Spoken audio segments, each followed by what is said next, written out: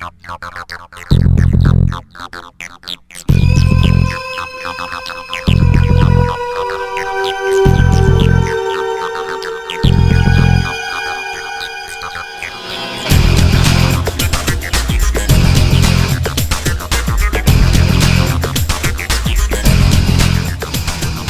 there, traders, and welcome back for episode number 121 from the StockBandit.tv. I'm sure glad you joined me. So this is quite a market that we're in right now. In case you haven't noticed, this market has been running straight up for about 5 weeks.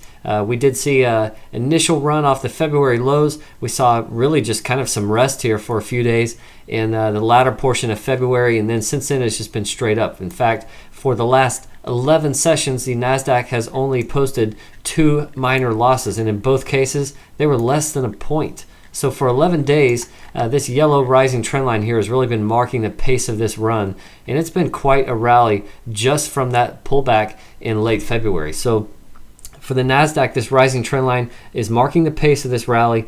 If and when we do see that finally broken, that may indicate some short-term weakness beginning to kick in, some profit taking perhaps. I don't expect that if this rising trend line gets broken that we just sell straight off back down to where we were by any stretch. I think the bulls and the buyers, for that matter, are just right now so conditioned to buy every minor dip that it's kind of back into the same mode that we were in for so much of the past year, where during this run off the March of 09, every minor dip was bought. Now, it's kind of certainly felt that way lately, and I think especially the shorts are really playing a role right now. After this sell-off here from the January highs to early February, it looked like maybe this market was undergoing a change of character. I personally thought that, but since then, the rally has been proving otherwise. And I think anybody who's been short this market is quickly having to cover into any strength and weakness. So, for instance, if you're short and this market's rallying, it's obviously a direct pain, and so you're having to cover to cut those losses. At the same time, the pullbacks have been so rare and so shallow when they do come along that the profits on the short side have been pretty meager. And so if you're short and you're getting a very minor pullback, you kind of tend to view that as an opportunity to just step aside and get out of that position for a small gain or small loss and wait for a better spot. And I think that's where all the bears are right now, waiting for a better opportunity. And at the same time, even if you're a bull, even though we did just break out through this 23-26 area where the highs were set in January, this run has been so nonstop that you have to feel like this is a high-risk purchase area in the short term. If you're a trader and you have a short time frame for trades, trying to buy after a run of this magnitude is very high risk, because you know that some kind of profit taking is going to kick in eventually, and you've got to wonder just how much benefit you can get on the long side after a run of this move, so of this magnitude. So that's where we stand right now. So for the NASDAQ, going to be watching this week this rising trend line here. Currently, that rising trend line is right up here. It's about the 23.55 area. And by the way, if you're not watching this video in full screen mode, go ahead and click there, and you'll be able to see this picture much more clearly. But 23.55 is the level to be watching for the NASDAQ. Other than that, it's setting new highs by the day, and it's in very good technical shape, and we've seen much better volume in the last couple of weeks.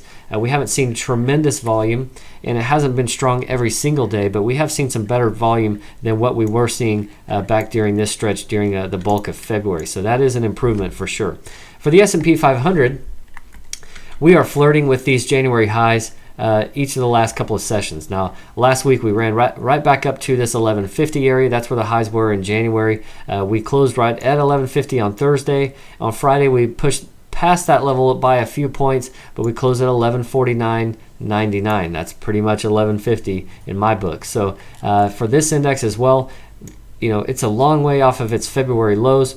It has been rallying very strongly and persistently in recent weeks. And so here again, I'm watching this rising trend line here, this yellow rising line, which stands at about the 1144 level. So if we do see that level get broken, it may indicate some short-term weakness starting to kick in. And if anything, possibly just a rest, some kind of sideways price action, which would really do this market some good, no matter which index you're referring to. Finally, for the Dow, this index is the one of the three which has yet to clear its January highs. Those are right up here at 10,729. Now, as of Friday's close, we're only about 85 points away. So that's certainly not a long way off. But here again, I'm watching this rising trend line here. If we do happen to see a little bit of a pullback, that's right at the 10,500 area. So I'll be watching that to see if it does get defended once again. We've seen this rising trend line get touched a number of times, and it's been able to hold in the last several weeks. Let's see if it does get touched again, if it's able to hold on that occasion. But otherwise, the Dow's